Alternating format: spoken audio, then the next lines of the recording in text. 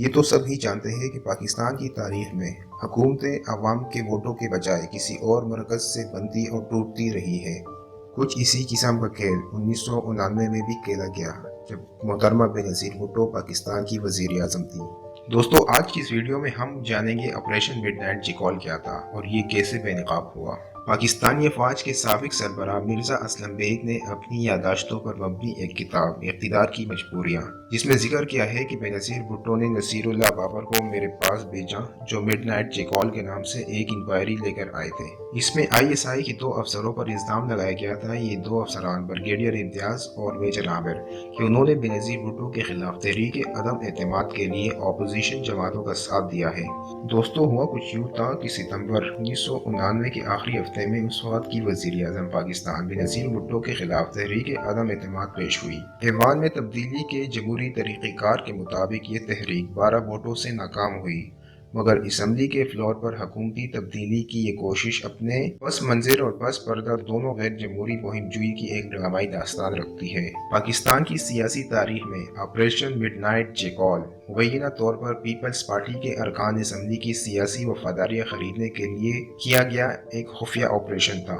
ستمبر 1999 میں پاکستانی ذرائع ابلاغ میں اس کی گونج سنائی دی جانے لگی۔ اس کے کرداروں کے خلاف کارروائی اور دیگر شواہد اس جانب اشارہ کرتے ہیں کہ بینظیر بھٹو کی حکومت کو عدم استحکام سے دوچار کرنا اور ان کے مخالفین کو سیاسی طور پر مضبوط کرنا مبینہ سازش کا مقصد تھا۔ پاکستان پیپل پارٹی کے ارکان قومی اسمبلی رشید بھٹی اور عارف امان کو راولپنڈی میں ویسٹیج کے ایک مکان میں بلا لیا گیا، جہاں اسلامی جمہوری اتحاد ممبر اسمبلی ملک نعیم اور فاٹا سے رکن پارلیمنٹ حاجی شیرگل بھی موجود تھے۔ ان ارکان کو حکومت کمزور کرنے اور تحریک عدم اعتماد کے ذریعے گھر بیچنے کے ایک منصوبے میں تعاون کرنے پر آمادہ کرنے کی کوشش کی گئی۔ کئی میٹنگز میں منصوبے کی جزیات اور اس کے لیے درکار مالی وسائل پر بھی ممبران کو بریف کیا گیا۔ ان خفیہ ملاقاتوں کے میزبان کا نام ملک ممتاز تھا، جو وفاقی تحقیقاتی ادارے FIA کے ایک سینئر افسر بھی تھے۔ ان کی دوستی اس دور میں IB کے ایک سینئر افسر مسعود شریف خٹک سے بھی تھی۔ شاید اسی لیے ان ملاقاتوں اور منصوبوں کی بنک IB کو بھی پڑ گئی۔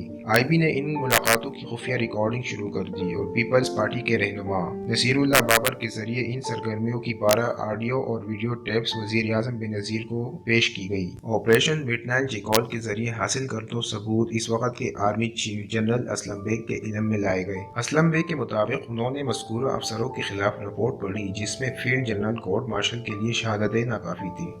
اس لیے انہوں نے اپنی اسمبلی اختیارات کے تحت ان کے ٹرائل کا فیصلہ کیا اور ان دونوں افسروں کو قبل از وقت سروس سے ریٹائر کر دیا گیا۔ سابق وزیر اعظم Benazir Bhutto daughter of the East میں اس واقعے کے بارے میں لکھتی ہے کہ دونوں افسروں نے پارٹی کے ممبران سے کئی ملاقاتیں کی تھیں۔ ایسے ہر ملاقات میں وہ اپنے پسندیدہ فکرے مخاطب کے سامنے بار بار دہراتے تھے کہ بینظیر بھٹو کسی کے لیے بھی قابل قبول نہیں، امریکہ ان کا حامی نہیں، یہاں تک کہ پاکستانی افواج بھی انہیں پسند نہیں کرتی، اور جب وہ اقتدار سے باہر ہو جائیں گی تو ان کا شوہر بھی انہیں چھوڑ دے گا۔ پاکستانی افواج کی تاریخ پر مبنی کتاب کے مصنف شجاع نواز کے مطابق دونوں افسروں کو سیاسی معاملات میں مداخلت کے الزام میں اور اپنے اختیارات سے تجاوز کرنے پر فوج سے برطرف کر دیا گیا۔ 1993 میں جب بینظیر بھٹو دوسری مرتبہ اقتدار میں آئی تو یہ معاملہ اثر نو کھولا گیا۔ سن 1994 میں بریگیڈیئر ریٹائر امتیاز کو گرفتار کر لیا گیا اور ان کے پبلک ٹرائل کا مطالبہ ہونے لگا۔ اس وقت کے اپوزیشن لیڈر میاں محمد نواز شریف نے اس گرفتاری کی مذمت کی۔ اس کی وجہ یہ تھی کہ 1993 میں بننے والی نواز شریف کی حکومت کے دوران بریگیڈیئر امتیاز کو IB میں ڈائریکٹر تعینات کیا گیا تھا۔ اسی طرح میجر عامر کو FIA میں ڈائریکٹر امیگریشن کے عہدے پر فائز رہے۔ نواز شریف کے ہی دور حکومت میں ستمبر 1992 میں سلمان تاثیر نے مبینہ منصوبے کی آڈیو ٹیپس کی تفصیل صحافیوں کو مہیا کی، جس میں یہ الزام لگایا گیا تھا کہ نواز شریف نے بھی ان ملاقاتوں میں شریک ہونے پر راضی تھے، مگر زاہد سرفراز کے منع کرنے پر انہوں نے اپنا ارادہ بدل لیا تھا۔ اپریل 2009 میں پاکستانی ذرائع ابلاغ میں یہ خبریں گردش کرنے لگی کہ میجر عامر نے صدر آصف علی زرداری سے ملاقات کی ہے۔ اس خبر کو ماضی کے واقعات کے تناظر میں ایک سیاسی انہونی کے طور پر دیکھا گیا۔ اس وقت کے صدر مملکت کے ترجمان فرحت اللہ بابر نے کسی بھی ملاقات کی سختی سے تردید کی تھی۔